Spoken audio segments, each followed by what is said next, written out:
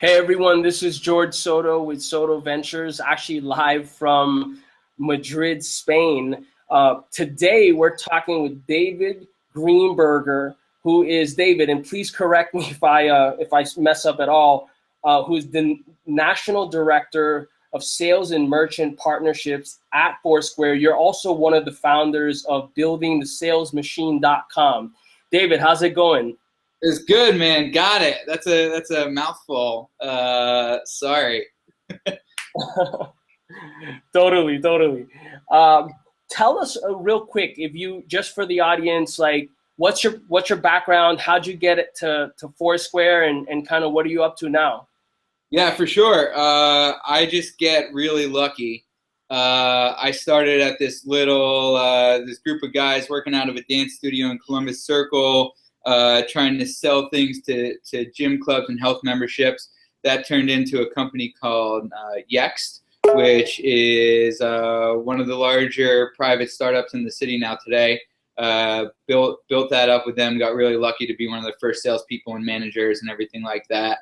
And then had spun out another sales company there, all in the local space, SMB sales for the most part. Was brought into Foursquare to build out their local sales team, and now working on both the local team as well as our more like junior enterprise stuff, helping the like Louis Vuittons and the Applebee's and the Finish Line type use the power of Foursquare. Awesome, awesome. I know, we were just talking about Foursquare and the power of the brand. I know a lot of folks on the West Coast here in Silicon Valley, or well, back there in Silicon Valley, don't really talk a lot about it, to be frank, in San Francisco, from like a daily usage perspective. But one thing's for sure, everyone knows Foursquare, and I think the upside is still very massive. You know what I mean? And certainly New York, everyone knows Foursquare. Yeah, Foursquare is great. The app's working really, really well, and a lot of the stuff we're selling now has to do with how you can use some of the data and the mapping in really interesting ways. There's a lot of cool stuff going on. It's a pretty fun place to work. Right on, right on.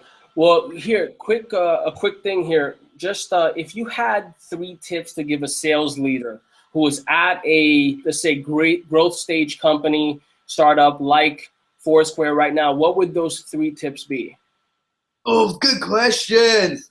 The thing that I think is the most important now, actually, there's all these blogs going on and all these like really, really creative things are happening, and I think that salespeople are like more informed and hustling more than ever on their job and the tech and how to get things done. But I think a cycle that you're starting to see is because there's so much good content out there.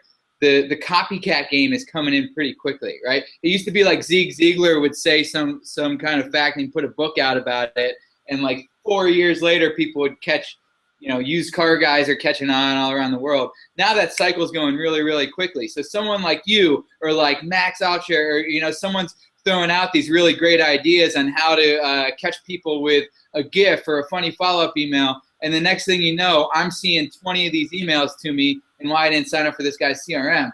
And so it's a really, it's a tough game. So I think what's important for people to be teaching their teams is not just to take the things that you're seeing and not just take all these sales hacks, but actually think about the process of hacking them and what is the root of why these things work, and then try and stay innovative on top of that, right? So don't just use the same stupid email that people are using and, hey, are you too busy or not interested? Answer my email or I'm going to send you like a funny like baby gift, right?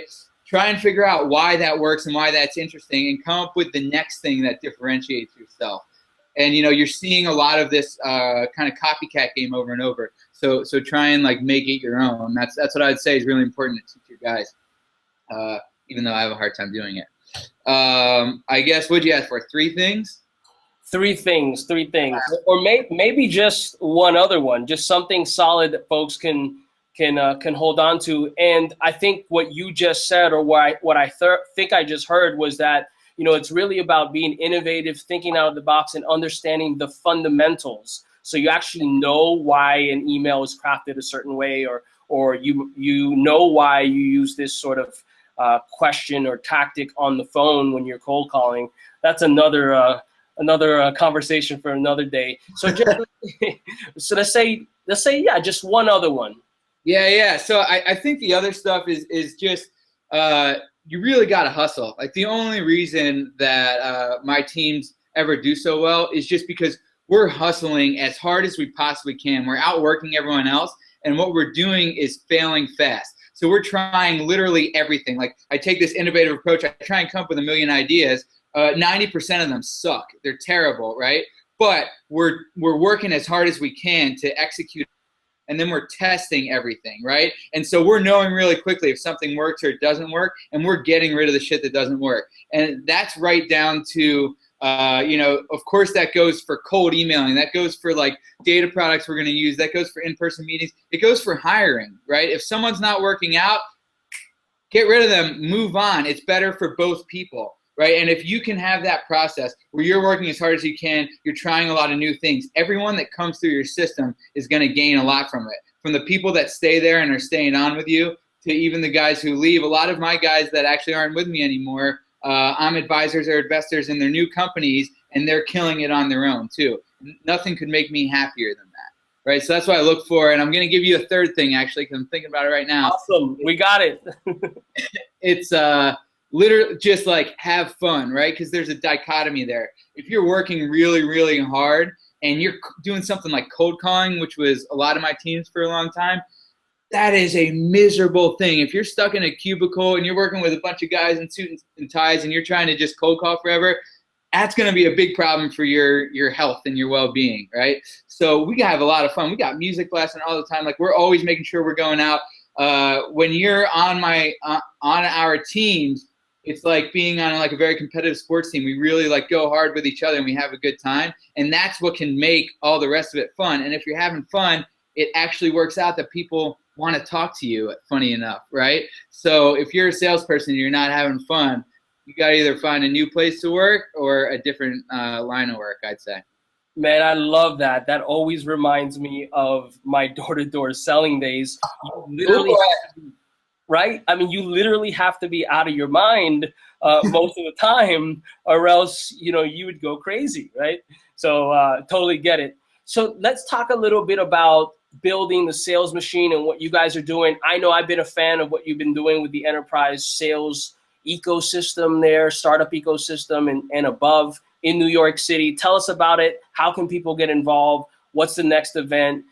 Yeah, thanks, man. That's great. So this is a thing that we put together just with me and my buddies, actually. It's focused around just like thought leaders in the sales industry or people that are leading sales teams at startups. We started here in the city and are kind of branching out now. And just so that you can come in and have kind of like this peer group to bounce problems off of. The whole idea is that in startup sales, we're all basically reinventing the wheel, but we're doing the same thing just in different industries, right? We're trying to disrupt Comcast or Microsoft or Salesforce, not each other, right? And a lot of the things that we're doing, it's revolutionary media and all this kind of stuff. So how can we band together and kind of use these ideas? So the whole concept is you come in with your biggest problems, and hopefully 5 other people in the room have just done that recently or have some ideas that have worked before and what to avoid. So we started running these media meetups. Now we have a website called buildingthesalesmachine.com where we try and get like the thought leaders in the industry to kind of share some thoughts, really get a community going. Thank you. We just got your interview up, I think, the other day or so. So it's becoming like a really nice resource. If you're interested, that's a good place to start. If you're in New York, we have quarterly meetups, and it's Build the Machine on Twitter. And if there's stuff that you don't see that you'd like to see, let us know. It's been helpful so far. Awesome. Well, David, hey, man, thanks so much. I'm going to get actually back to hitting the streets of Madrid. Poor guy. The sangria and tapas and everything is absolutely phenomenal. We'll be in touch soon.